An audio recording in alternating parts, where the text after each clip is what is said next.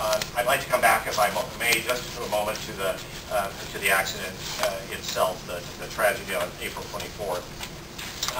We have a process internally that determines whether or not such an accident is preventable. And our standards for preventability are much different than the legal, the car driver's sense of legal liability.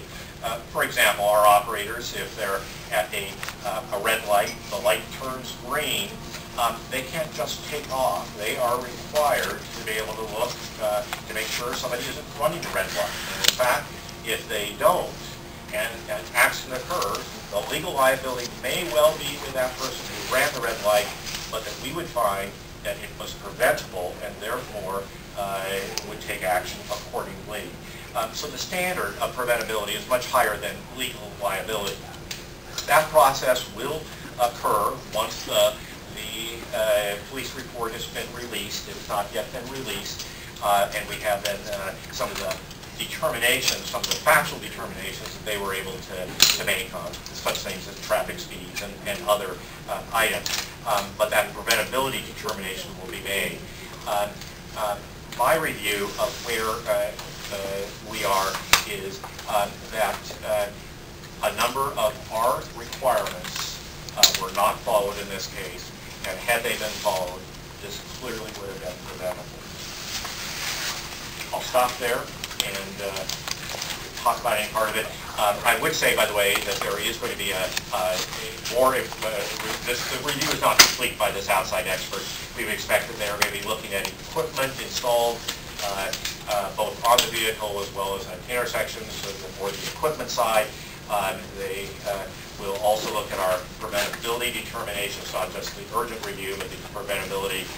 And then also looking at just kind of our bus stop placements, looking at a representative sample of all those bus stops and say, you know, is it really the best? So there are, they and other things are going to still be looked at by this expert. And in July, you will get a further report on additional recommendations, things to be able to change. Any questions? Yeah, Fred.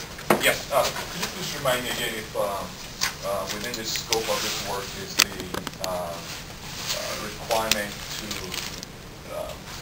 review, I guess, the suggestion that's been kind of floated around a couple times about having a accident review board that's composed of members of the public.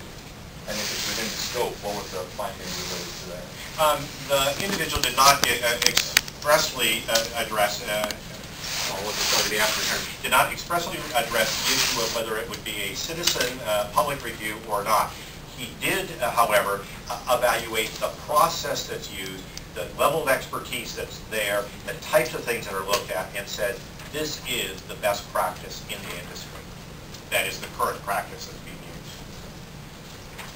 Can a question follow that? Would there be any possibility of considering one or two citizens to be a part of that review, even though we have the best that's out there, just to get some input or to allow some citizen public to understand how the process operates? Anything that's possible. Up to this time, I think the board has discussed various elements of this, and there have been different views on that. But to the current time, the approach has been to have the people who are professionally trained in this area to understand, to be able to review that.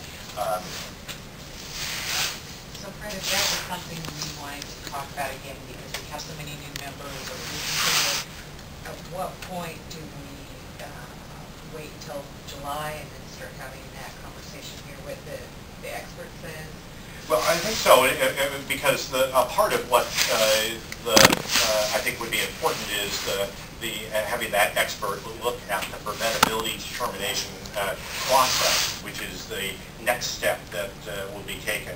I think that would inform that discussion better, and then something that you as a board could discuss with all of us as well. Okay. All right.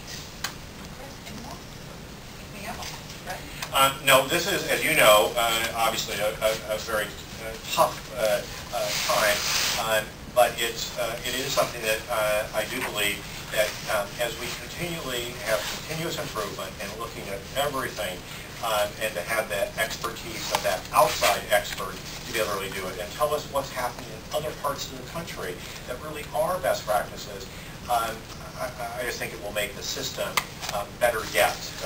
As I said, though, in this case, if the rules that have been in place, that are in place, were in place on April 24th, had been followed, this would not have happened.